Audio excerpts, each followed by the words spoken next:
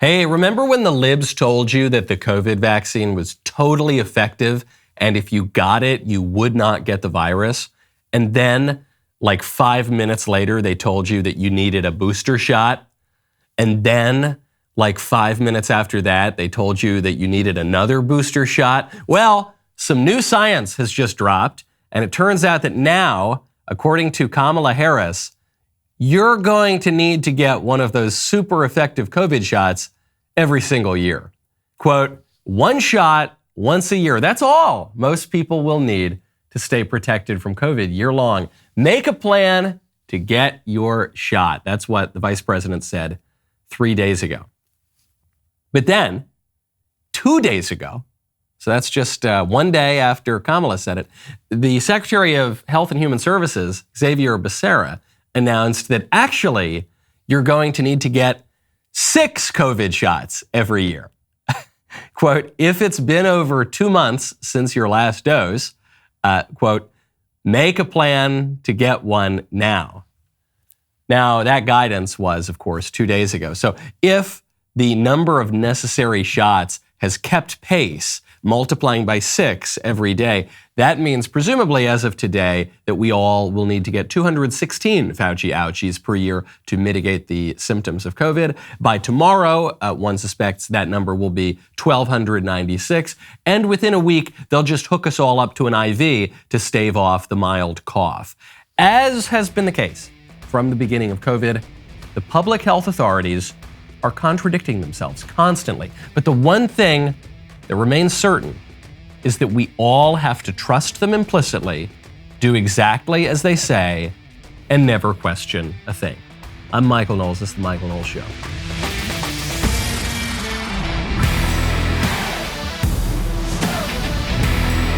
Welcome back to the show. My favorite comment yesterday is from Frank, who says, the fact that murderers hate pedophiles more than the Democrats do tells you everything you need to know about the current state of the party. That's a pretty good point. I had not thought of that before. The pedophiles are much, much safer in the company of elected prominent Democrats than they are in the company of murderers and all sorts of terrible people in prison. You'd be much better, if you're a pedophile, you'd do much, much better to hang out with Democrats than the murderers. Democrats could make you a state senator in California, for instance. I don't know. I'm just thinking off the top of my head. It's really good, by the way, whether you're in prison, whether you're out of prison. But I know people, in prison, they work out a lot. What else are you going to do? You got a lot of free time on your hands. Well, the rest of us who are outside the clink, we should work out too. We should get our bodies in order. We should get heart healthy. We should check out Echelon Fitness. Right now, text Knowles to 818181. I've been working too hard this year. I've been working way too hard to bring you this show every single day. You know what I haven't been doing enough? I haven't been working out. That's right. I want to get in shape, but I don't have time to get to the gym. That is why Echelon Fitness brings the gym home to me. Echelon Fitness is the affordable way to get workout equipment, a workout community, and an instructor's motivation right in the comfort and privacy of your own home. Echelon Fitness's connected app provides thousands of live and on-demand classes with great music to keep you moving. You can work out anytime, day or night. Their full range of affordable workout equipment includes stationary bikes, smart rowers, sleek fitness screens, and an auto-folding treadmill. These are all connected to the Echelon Fitness app for the full experience. Around-the-clock classes, including full-body workout programs, will keep you coming back. One membership covers a family of 5. I absolutely love my Echelon. For a limited time, our audience can get a free bike or rowing machine with a 24-month membership. To get your free bike or rower, text Knowles, K-N-O-W-L-E-S, to 818181. That is Knowles, K-N-O-W-L-E-S, to 818181 to claim your free bike or rowing machine. Text Knowles, K-N-O-W-L-E-S, to 818181. Message and data rates may apply. See terms for details. So we have to trust the science. The science is always right. The scientists always know exactly what they're talking about. It's funny that Kamala Harris and Xavier Becerra are making this announcement right now, 2 days after I gave this speech at Franciscan University about how science is totally fake. And you can find that speech in its entirety at the YAF YouTube channel.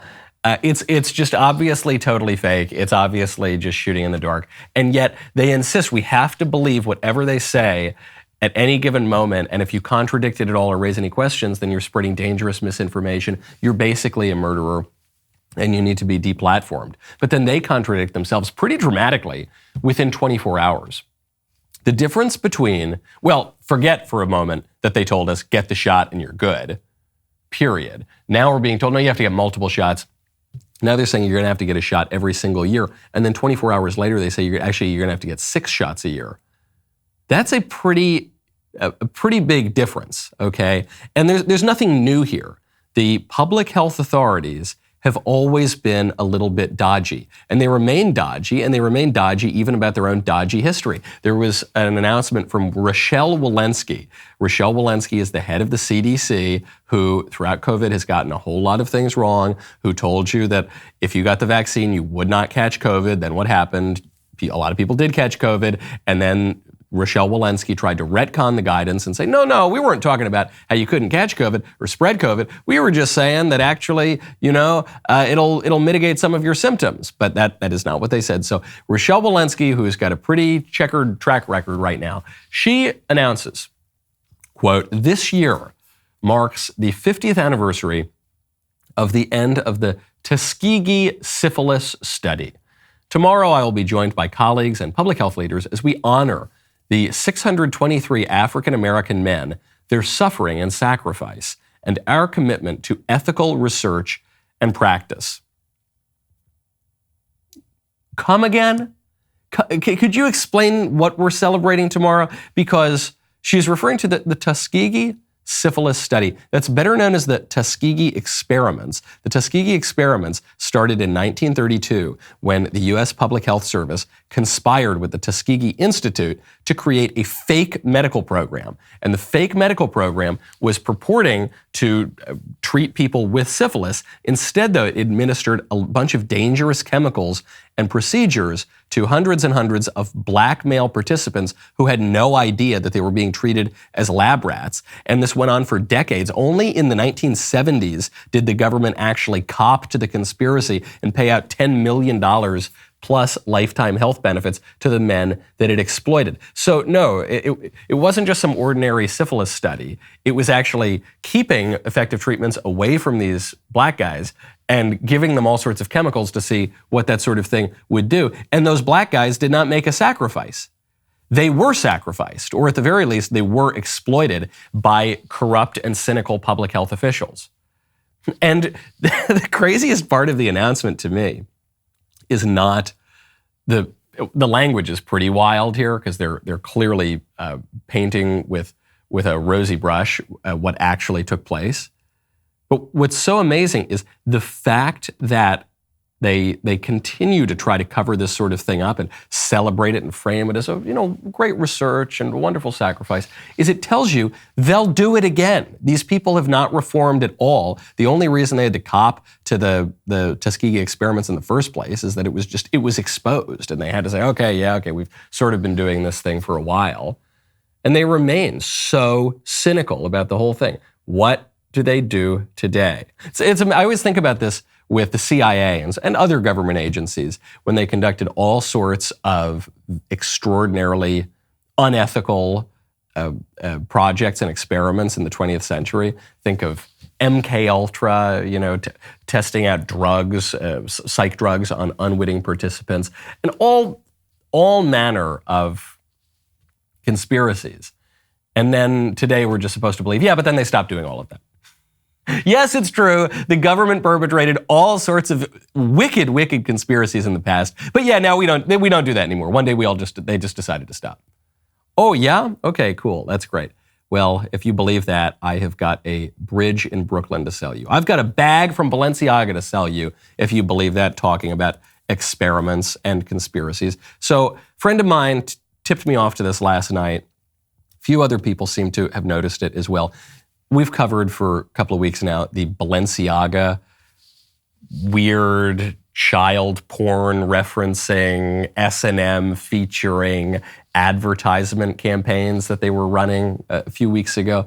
And then there was this really weird phenomenon on Google Translate where if you typed in Balenciaga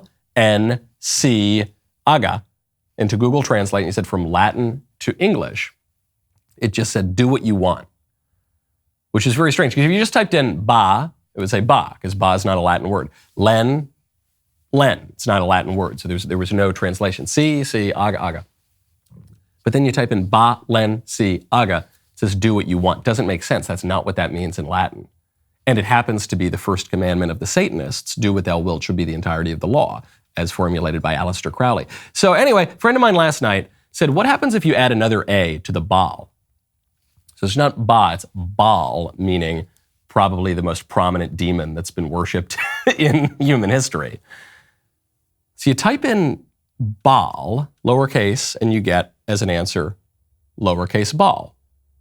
Because there's no Latin word Baal that would mean something different in English. Then you type in Ensi. Again, you get Ensi, because Ensi is not a Latin word. Aga, you get act. Okay, so there could be an English rendering of aga in Latin. But then you type in Baal, B-A-A-L, like the demon, Ensi aga. And the translation on Google Translate into English is, Baal is the king. And it gets even weirder. All of a sudden, it capitalizes the B in Baal. When you just do Baal as a standalone word, Latin to English, it keeps it lowercase. When you type in Baal, Ensi, aga, it translates it to a capital B, like the proper noun of a demon. Baal is the king. It goes without saying, that is not what that statement means in Latin. So what does this mean that this happens? What does this mean that these two really, really weird translations come out in Google Translate that don't actually translate the words from Latin? And it'll suggest sometimes different languages that you could try it from. In this case, it says sepedi, but that's not the translation from sepedi. What does that mean? What is going on? How did that get there in Google Translate? I don't know. I'm not advancing any theory. I'm not telling you that there's some grand conspiracy of evil people meeting in a room at Google, but it is kind of weird. And it's not just weird anymore as a fluke. It'd be hard to say, well, that's just happenstance. We've now seen it twice. Balenciaga, do what thou wilt. Balenciaga, Baal is the king. On top of this campaign that Balenciaga has put out with S&M imagery, chains and leather and the weird pedo stuff. And then you look at the stylists with Balenciaga, they post overt satanic imagery all over the social media. And it's just, I'm trying to rack my head. I always want the simplest solution, the least kind of out there. Explain that to me. I can't really make sense of that. Once might be a fluke. Twice I'm starting to see a pattern here, and it's a pattern that crops up a lot, not just in our modern culture, but has cropped up a whole lot throughout all of history. Now, speaking of fire, when you want to cook some nice stuff over a fire, you definitely need a propane tank. When you want the easiest way to replace your propane tank, you need Cinch. Right now, head on over to cinch.com, use promo code Knowles. The last thing you want to be doing the morning of the Christmas party is driving around to exchange your empty propane tank for a new one. Get ahead of the game this year with Cinch. Cinch is a propane grill tank home delivery service. They deliver propane tanks right to your door. Cinch delivers on your schedule, no long-term commitment or subscription required. Plus, delivery is completely contactless. You don't have to be home to receive the delivery. You can track the order on the Cinch app from anywhere. Looking to exchange a tank? Cinch handles the whole process for you, so you don't have to go to the hardware store or gas station.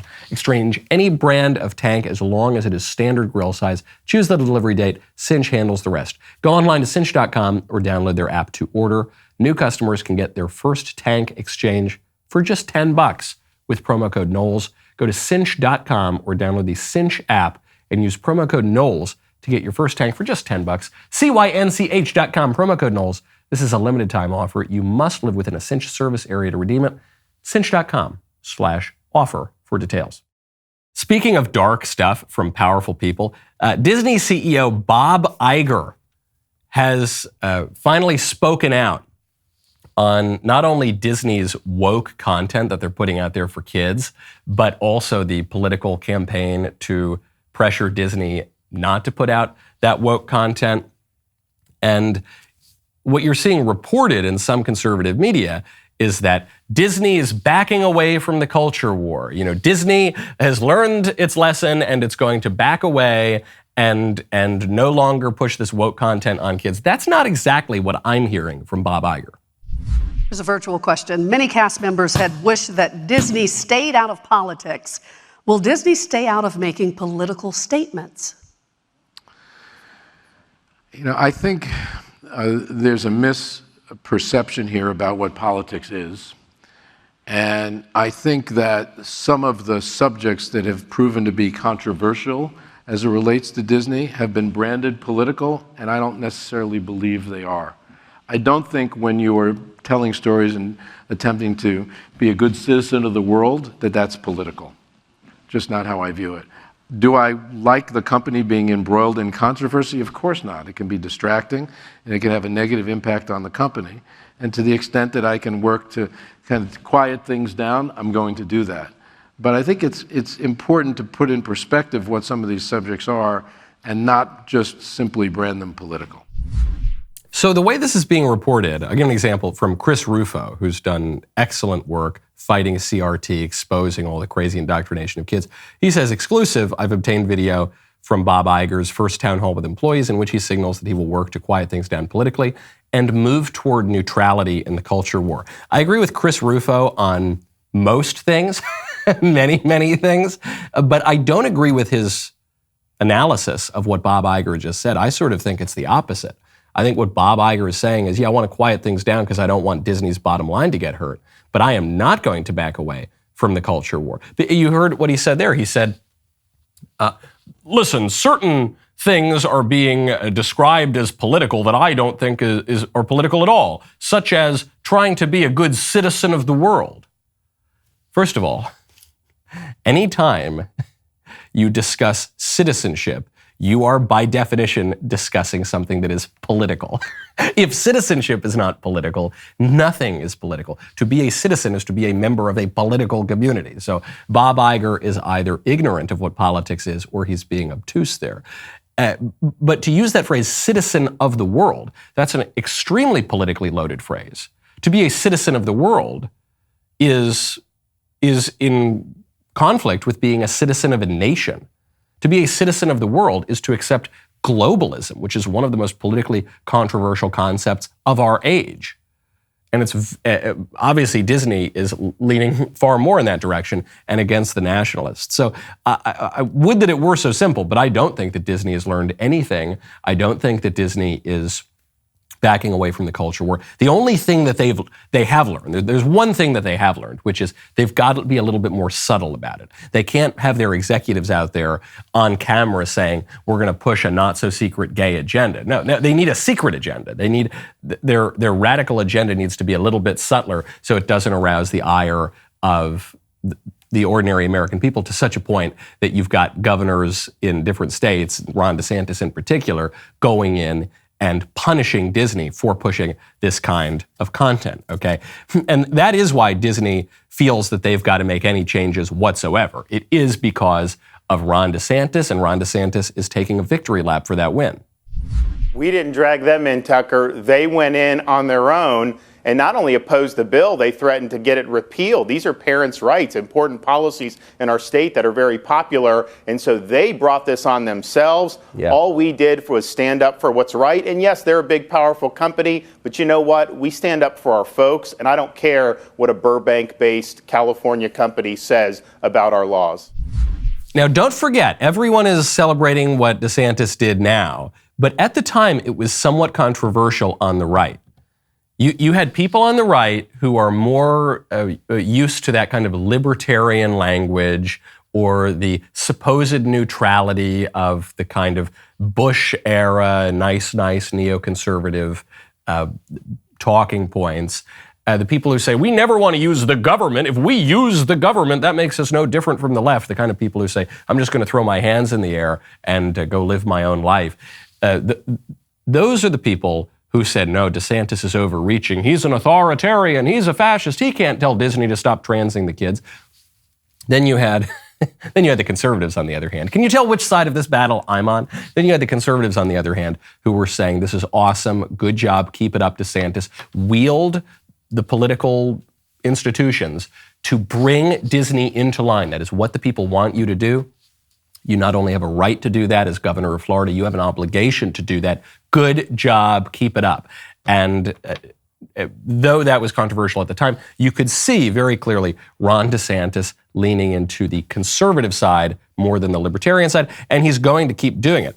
Ron DeSantis says he's going to keep going. There's been a threat in recent days that Apple might kick Twitter out of the App Store because Elon Musk is allowing conservatives to speak on Twitter again, and this is simply unacceptable. So Apple says, okay, maybe we're going to get rid of Twitter. If Apple and Android did that, Twitter would basically just disappear. It would not exist because those two companies own the smartphone market. Ron DeSantis says, if Apple kicks Twitter out of the App Store, we should take antitrust action and bust them up.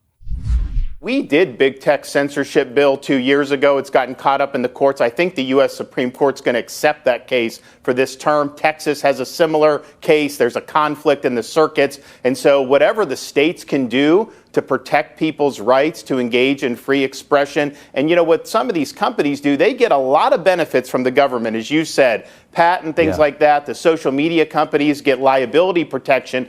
And yet they turn around and they use that protection to marginalize voices they disagree with. So I think from the congressional perspective, though, they need to look at antitrust with these massive companies because they are exercising massive amounts of power over our society. So the most interesting political battle here is not the right versus the left. You know, the right-wing Ron DeSantis versus the left-wing Apple. The most interesting battle, the most controversial aspect of this is the right versus the right. The most interesting battle here is the libertarian point of view versus the conservative point of view. The libertarian point of view, which is, well, you don't like what Apple's doing, build your own Apple, build your own Twitter, versus the conservative point of view. No, we're going to bring you guys into line. You woke corporations are selling out our political order. You are doing things that are deeply wrong and unjust, and we're going to wield political power to bring you back into line. And Ron DeSantis is siding with the conservatives. It's the battle between politics is downstream of culture and the law is a teacher. Okay, because politics is downstream of culture is true in as much as it's true. Yeah, it's true that the movies affect the political order. In fact, that's why we're all so concerned about what Disney is doing. But the way that phrase has been used has basically been as a way to let Republican politicians off the hook, to say that, you know, politics, the government is not how we should solve any of our problems. We should only make movies. We should only engage in the cultural battles, and because it would be so unjust to wield the government, versus the traditional view, which is, of course we should wield the government. Why else do we run for elections? Of course the government can fix some problems. Of course the law is a teacher. And we should know that because conservatives and libertarians prattle on all the time about how the government creates certain incentives and that can lead to bad outcomes. We talk about how in the 1960s, the government created all these perverse incentives with the rise of the welfare state and all sorts of terrible laws, and that led to bad outcomes because those incentives changed people's behavior. Well, if the government can create incentives that make people's behavior worse, the government also can create incentives that make people's behavior better. Of course, that's always been true. Of course, the law is a teacher. And so what Ron DeSantis is saying is, yeah, you movie makers, you go make your movies, and you people in the culture or private industry, obviously you do the best that you can. You fix the culture from your angle. But I'm going to wield the government, okay? And 10 years ago, I bet a lot of conservatives and Republicans would not have spoken like this or would not have wanted to hear that kind of message. But this is a different time, and I think Ron DeSantis knows what time it is in that regard. All right? Obviously, the guy, he's energetic. He feels like he's going to be running for president. And that's why when you want to feel energetic, when you want to feel ready to take on a presidential campaign, you got to take some coffee. You got to drink Black Rifle coffee. Right now, go to blackriflecoffee.com, use promo code Knowles. Black Rifle Coffee Company is helping you knock out your Christmas shopping with a ton of fabulous new products this year. Shop the best brewing gear, thermoses, mugs, and apparel designed for folks who love country and coffee. Black Rifle sources the most exotic roasts from around the globe. All coffee is roasted here in the U.S. by veteran-led teams of coffee experts. Stuff your Christmas stockings with the latest roasts from America's coffee for 10% off with my code Knowles, Knowles. Better yet, sign your Secret Santa up for a coffee club subscription. Imagine the joy of a pre-scheduled coffee delivery, your favorite roasts when you need them most. It is the gift that keeps on giving. Black Rifle Coffee is veteran-founded and operated. They take pride in serving coffee and culture to people who love America. Every purchase you make with Black Rifle helps support veteran and first responder causes. Go to blackriflecoffee.com. Use promo code Knowles for 10% off coffee, coffee gear, apparel, or when you sign up for a new coffee club subscription. That's blackriflecoffee.com. Promo code Knowles for 10% off. Black Rifle Coffee, supporting veterans and America's coffee. Now, Ron DeSantis is not doing all of this just to do it. I'm sure he believes in these things. I'm sure he's got plenty of principles. He's obviously got a lot of political courage. He's also doing this because the guy is clearly running for president. And the clearest evidence that he's running for president is that he's about to publish an autobiography. And the autobiography is about his early life and his career in college and playing college baseball. And I believe he was in the Navy and then Congress and then now governor of Florida. And so it's a candidate book. It's a book to introduce himself to the American people who don't yet know him. And it has a title like all of the other candidate books. This title is called The Courage to Be Free, Florida's Blueprint for America's Revival. And then on the cover, it's just Ron DeSantis standing in front of an American flag smiling. It is the most archetypal candidate running for president book that you have ever seen in your whole life. So if you were a gambling man right now, certainly you would bet that Ron DeSantis is running. It doesn't necessarily mean he's running. Sometimes candidates have come out with these books, or potential candidates have come out with these books, and then they choose not to run. Classic example of this would be 2012. Mitch Daniels, then the governor of Indiana, really looked like he was going to run for president. I was actually somewhat involved in his pre-campaign for president, and he had this book coming out, Saving the Republic, or Keeping the Republic, and it was a total candidate book, and then he ended up not running because he didn't want to deal with certain family issues if he went on the campaign, and it was all very sad. But he still had the book come out because he was preparing the campaign. And you see all of these. I remember Tim Pawlenty, when he was running for president, he came out with a book. It was called The Courage to Stand. It was one of the stupidest titles I've ever heard. Does it really require a lot of courage to stand? I suppose it requires more courage than to sit. Or at least requires more strength. But the courage to stand. Wow, that's amazing.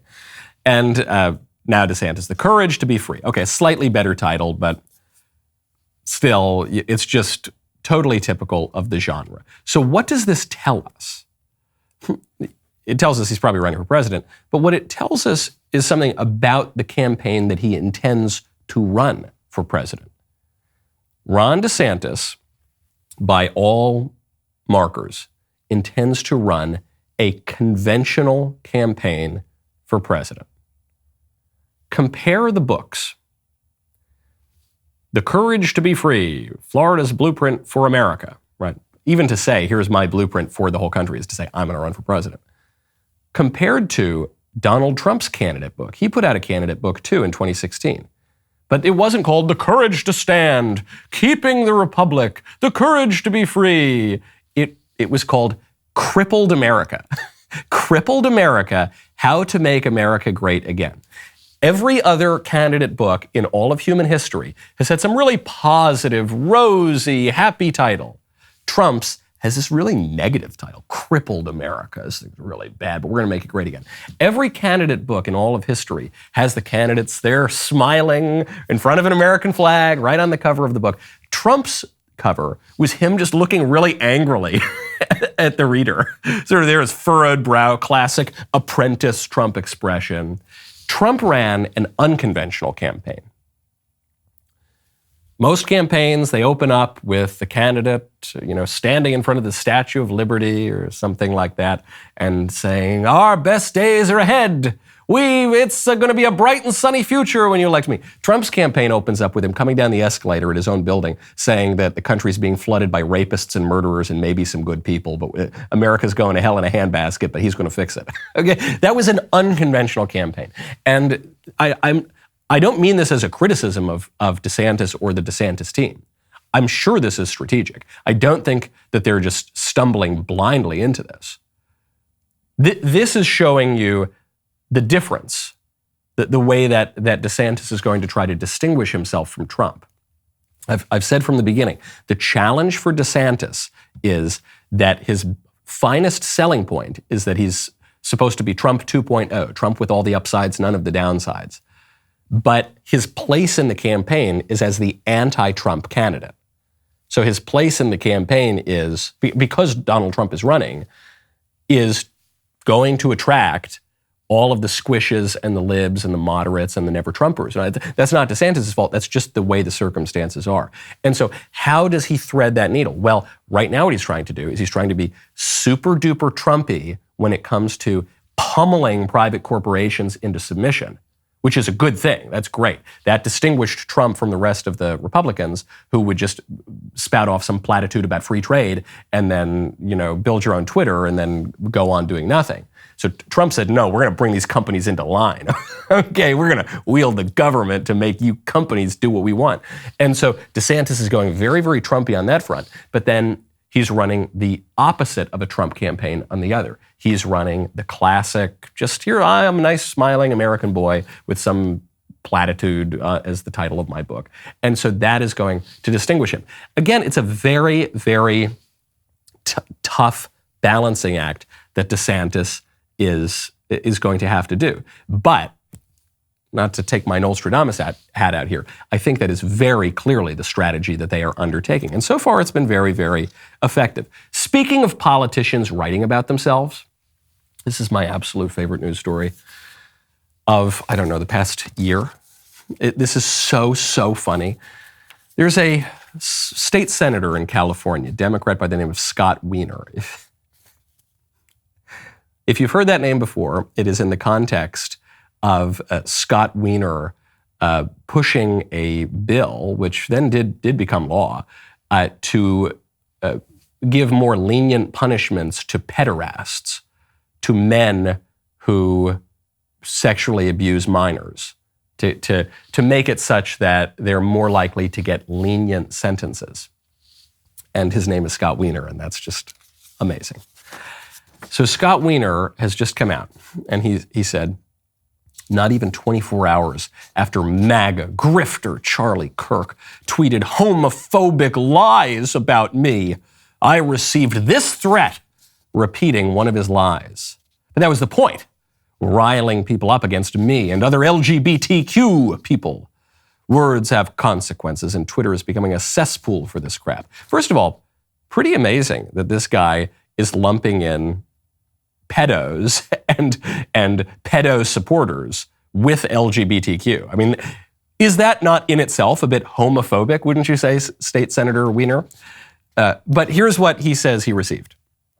After that awful Charlie Kirk told terrible lies about him, this is the threat that he received. And he includes just a screenshot of it. It's a shame you come out and you're okay to release all these pedophiles. You're okay with people intentionally giving other people AIDS, and your office can't even pick up the phone to answer about these questions. You're sick, man. I don't even call you. You shouldn't even be a man. You're a sick individual. I don't care about what you do off hours, but when you try to force it upon California, it's like myself and others. You'll have something coming to you. People like you won't be able to walk down the streets when light comes to the darkness that you're effing providing, you piece of shit. Whew. Wow, man, that's a threat. That's a real threat. That's not good to threaten people. Except there was something a little bit weird about this screenshot of the message that Scott Wiener allegedly received. It has a cursor right at the end of it. Now, the cursor is the thing that you see when you type something on the computer. It's just that blinking line when you are writing a Word document or a note. So I've just got a little bit of a pro tip for Scott Wiener. when you are fabricating a threat against yourself, it is really smart to remove your cursor from the screenshot before you post it to Twitter. I'm amazed that at the end of this threat, the would-be assailant didn't say, "This is MAGA country. Give me your Subway sandwich, Senator Wiener." Senator Wiener, have you ever been on the show Empire? It's so sad. The guy just totally got exposed. And now we cover this on the show a lot. When these hate, crime, threat, homophobic, racist, sexist, when these things make it into the news, a lot of the time, maybe most of the time, they turn out to be hoaxes. They turn out to be Jussie Smollett situations. And that would seem to be what's going on here. So I wasn't the only guy to notice this. A number of other people did too. And then sometime later, Scott Wiener had to answer this. And so he said, "And for all the MAGA conspiracy theorists out there, the threat was a voicemail. And this is a transcription. But have fun spinning around with your conspiracies." And he has a little eye-rolling emoji. Well, hold on. See, you told us initially that he got this threat. And then he posted the screenshot, which had the cursor. I forgot to mention, the threat also had little spell check lines underneath it because the grammar was off. So you want to turn that off too when you fabricate your own threats. But now he's saying, no, it actually wasn't an email or a text or anything. It was a voicemail that I transcribed. But if it was a voicemail, why wouldn't you just post the audio?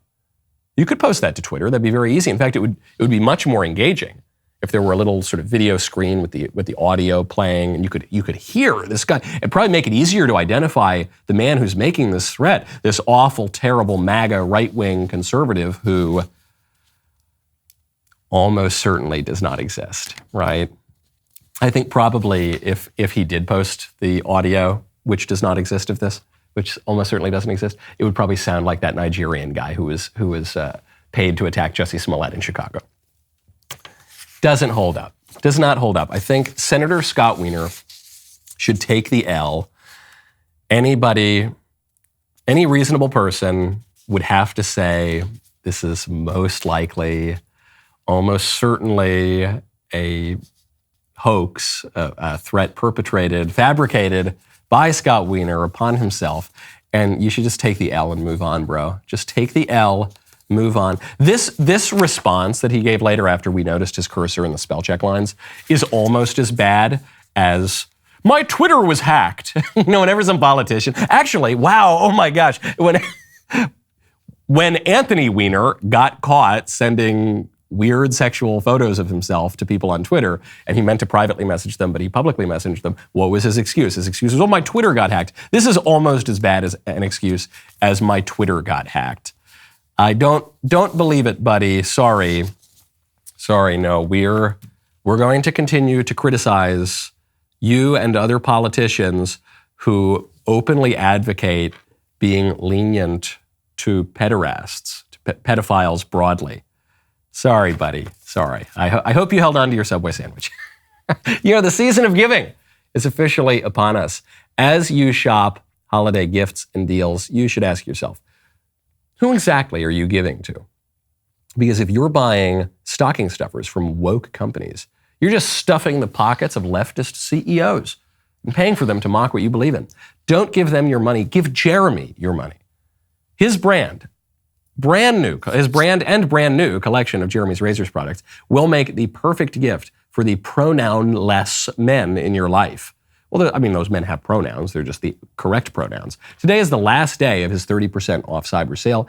Get your loved one some woke-free shampoo and conditioner, body wash and beard kit, or the new Precision 5 razor with flip-back trimmer before Jeremy merrily restores list pricing. Go to jeremysrazors.com today for your last chance to save. Speaking of California, there's more trouble coming out of California. The San Francisco Board of Supervisors has just approved the police use of killer robots. Remote-controlled robots armed with deadly explosives can now be used by public officials in California. And I got to tell you, I don't really care. It's fine. I actually don't have a problem with this. I know a lot of conservatives are going to say, this is horrible. Oh my gosh, you're going to let the police use these killer robots? Yes. You're going to let the state have these killer robots? Yes. We already give the state the power to use all sorts of weapons that they could turn on us if they want to. That's called having a police force. That's called having a functioning government.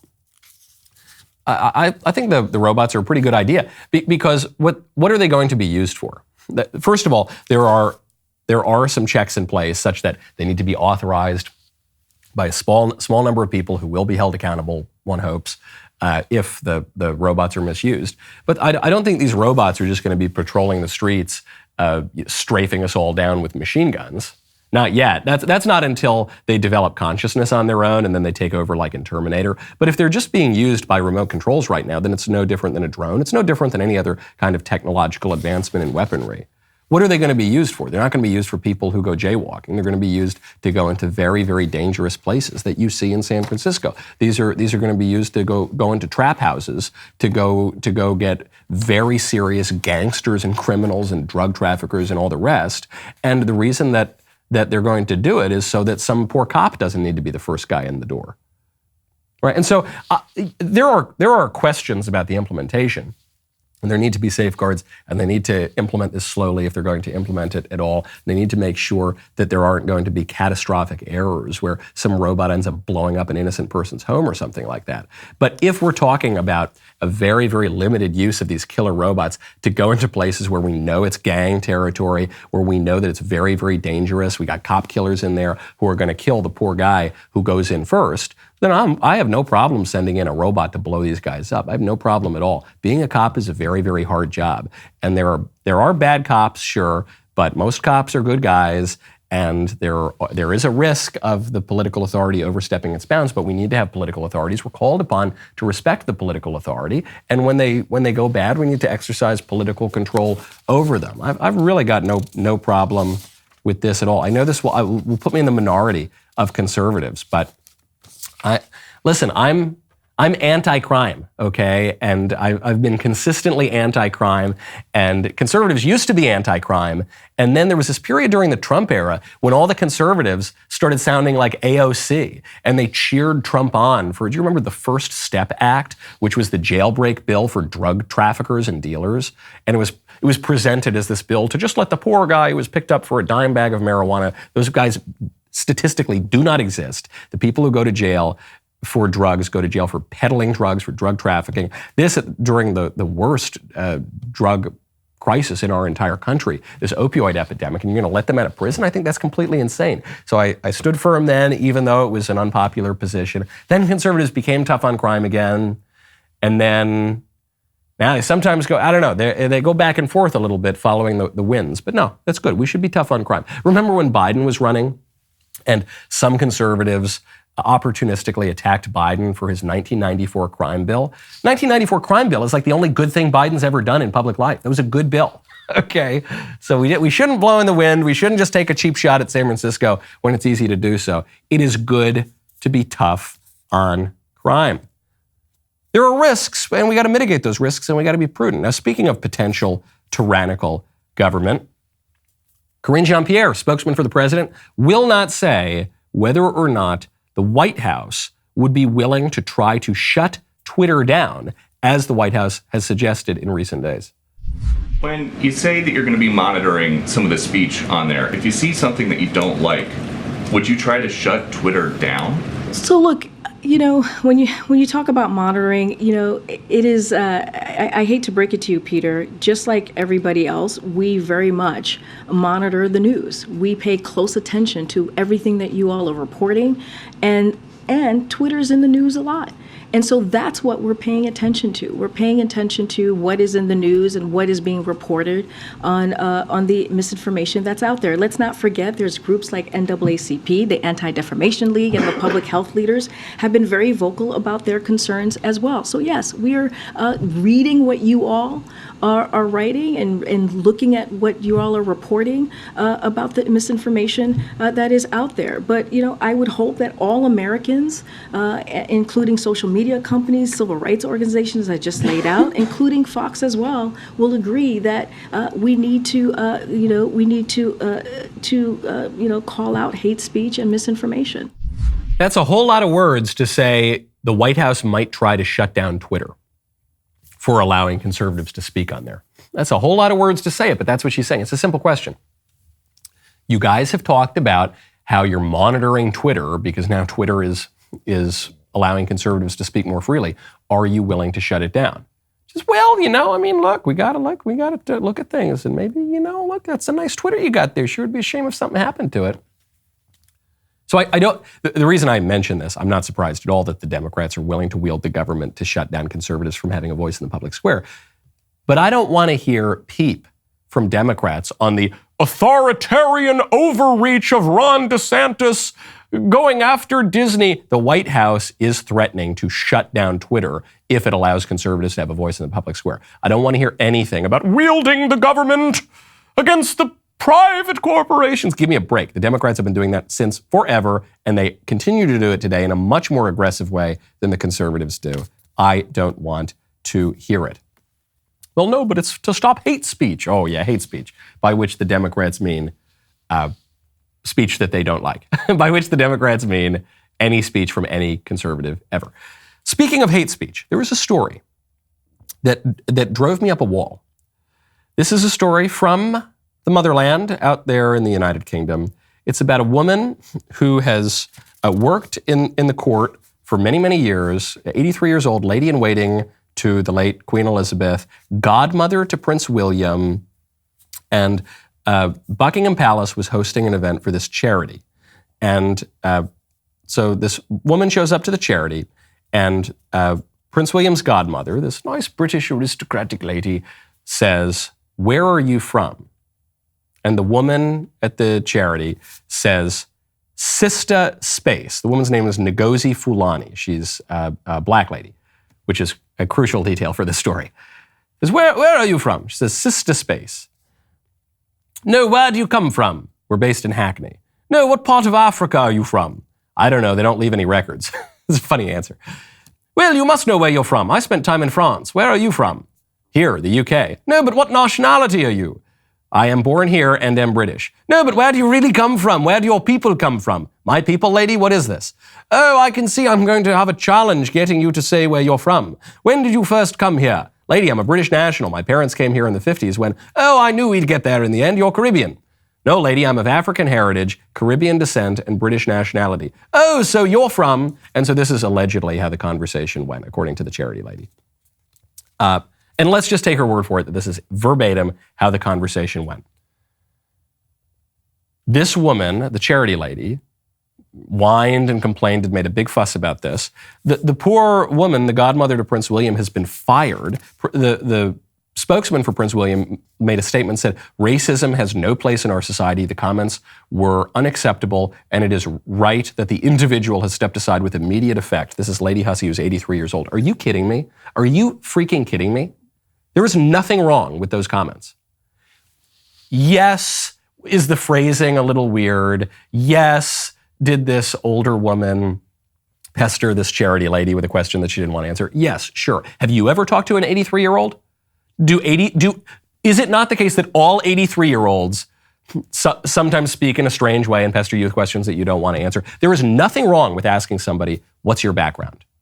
There's nothing wrong with that at all. People ask me frequently, "Oh, Michael, where's your family from? What do you do? What's your background? You're from Sicily?" Yeah, I'm half from Sicily and then half from the British Isles. And "Oh, yeah, where in Sicily?" This is something we ask people all the time. There's nothing wrong with it. "I'm British, lady." No, she's asking you your background because you're obviously not English. The English are a people. There are people who look a certain way, and you don't look that way because your family came here as immigrants, which is fine. The British invited your family to come here as immigrants. She's asking a perfectly polite question of what's your background. And she actually got the answer out of you finally, which is, "Oh, my family background is from the Caribbean, Africa by way of the Caribbean into Britain." Furthermore, the way you know that this is not a question that ought to be off limits is because the libs tell us how important your racial background is. Right? Out of the one side of their mouths, the libs tell us there is pretty much nothing more important to your identity than your race, than your ethnicity, than your nationality, than blackness. And blackness is at the heart of the experience of anybody with even slightly dark skin. But on the other hand, how dare you ask me this? Race doesn't matter at all. Ethnicity doesn't matter at all. Nationality doesn't matter at all. How dare you, Lady Hussey, ask that question? It's just totally incoherent. It's totally cynical and opportunistic. I feel terrible for this woman. I think it was extremely cowardly of the court to fire this woman, godmother to the future king, and longtime aide and confidant of the late queen, all because this obvious political leftist activist with a chip on her shoulder can't show a little bit of grace to an elderly woman who asked a perfectly fine question in a way that may have been a bit petulant or poorly worded, but a question that we all know deep down is not in any way mean or cruel or offensive. Completely preposterous, and I really wish people would stop caving into these cynical games of the libs, whether we're talking about people here in America or the future king of England. Speaking of political leadership, I've got my friend, Alan Estrin, founder of Prager University, coming on the show because Alan has probably the best take that I have heard on Trump and 2022 and 2024. And Alan has marvelous takes on so very many things. Alan was actually I don't know that I've mentioned this on air before. Alan was the crucial figure in getting me to write Speechless. Alan, more than basically anybody, is responsible for my book Speechless, and he's got a great take on Trump. So the show continues now. That's going to be in the member block. If you are not a member, what's wrong with you? Come on, don't just be part of the hoi polloi. Join the elite, the creme de la creme, the inner circle here at the Daily Wire. Click the description and join us.